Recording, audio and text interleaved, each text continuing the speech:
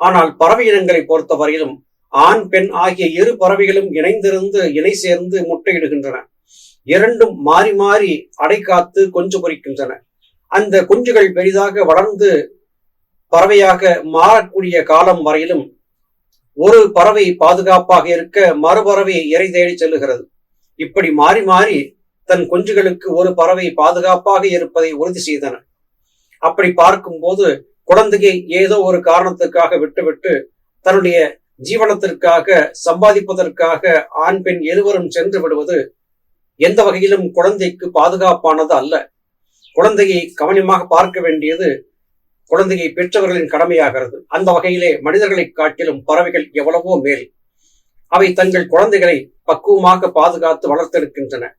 அதன்றியும் பறவைகளிடத்திலே தன்னுடைய குஞ்சுகள் பெரிதான பிறகு நான் உன் தந்தை எனக்கு உணவு கொண்டு வந்து கொடு என்று கேட்கும் வழக்கம் இல்லை. தன் கூட்டத்திலே ஒரு பறவையாக தன்னுடைய குஞ்சுகளை சேர்த்துக் கொள்கிறது. ஆனால் மனிதர்கள் தங்களுடைய பிள்ளைகள் தங்களுக்கு காலகாலத்திற்கும் உதவி செய்ய வேண்டும் என்று எதிர்பார்க்கிறார்கள். தங்களுடைய சொந்த உழைப்பை விடுத்திருக்கிறார்கள்.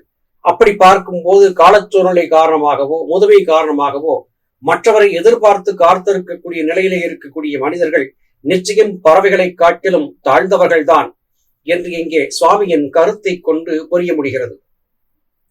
மேலும் சுவாமி சொல்கிறார், ஆனால் இப்பேற்பட்டவைகளை நாம் ஆலோசிக்காவிடின் நமக்கு ஞானம் உண்டாகாது. ஏனென்றால் நான் மனிதன், எல்லா ஜீவிகளை காட்டிலும் சிரேஷ்டன். நான் செய்கிறது மாத்திரமே புத்தி சக்தியோடும் யுக்தியோடும் அறிவோடும் கூடியது. மற்ற ஜீவிகளுக்கு சிரேஷ்டதை இல்லை, அவைகள் நமக்கு தாழ்ந்தவையாகும் என்று எல்லாம் துர் அபிமானம் நிமித்தம் ஒரு குருட்டு நம்பிக்கையை உலகில் யாவரும் பொதுவாக வைத்துக் கொண்டிருக்கிறார்கள். ஏனென்றால் மனிதன் என்று அபிமானிக்கிறவர்களுக்கு யாதொரு விவேகமும் இல்லாததால் தான். ஆனால் எந்த ஒரு வஸ்துவையும் பார்க்கும் போது, கேட்கும் போது, அறியும் போது அதை பற்றி நாம் சரிவர மனம் ஊன்றி காரண காரியங்களை ஆராய்ந்து ஆலோசித்தால் அதன் உண்மை தெரிய வரலாம்.